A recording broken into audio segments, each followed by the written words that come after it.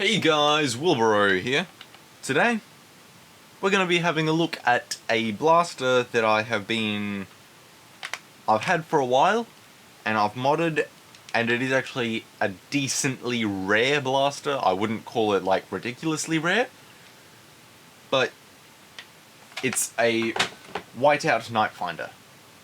Now, the reason why I wouldn't call this ridiculously rare is because actually a fair few of the people at our Nerf games somehow stumbled across a Whiteout Nitefinder as well. Like, I think there's 5 or 6 of us that have Whiteout Nitefinders.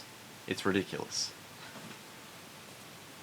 What I've done to it is I've added a C836 spring like I actually did Sledgefire.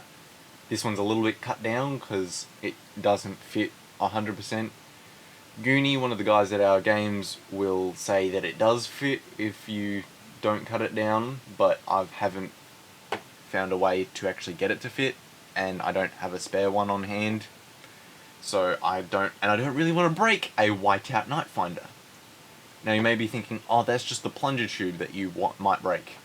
The Whiteout Nitefinder has a different plunger tube and plunger head and pullback system. Like, it has a different mold than the rest of them. It is actually much more, it is actually much stronger than the regular one, and as a result of that, you can put different springs in. Like, you can put more powerful springs in. I wouldn't recommend doing this because it is obviously a Whiteout Nitefinder, and you don't want to destroy it.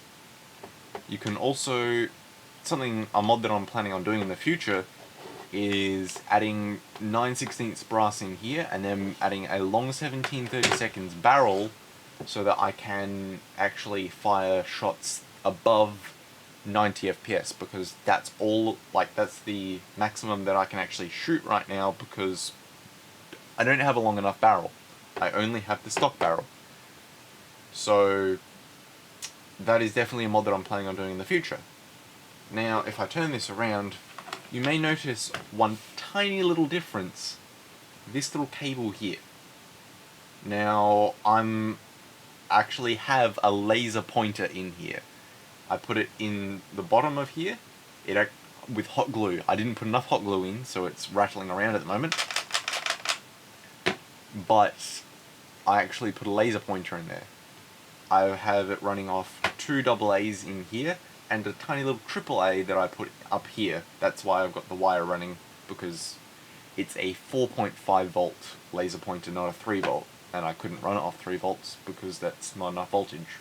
If you know a lot about electronics, you would know that. The AAA I actually had to solder to the actual battery points, so that might be why it's not working as well, because it isn't actually lighting up at the moment. I'm not sure. It might be actually the switch that's burnt out, because the stock Nitefinder or Firestrike switch that they use is pretty weak. Other than that, I'm pretty sure that's all of the mods that I've done to this blaster. Thank you guys so much for watching. This has been a look into the arsenal, and as always, take care. From far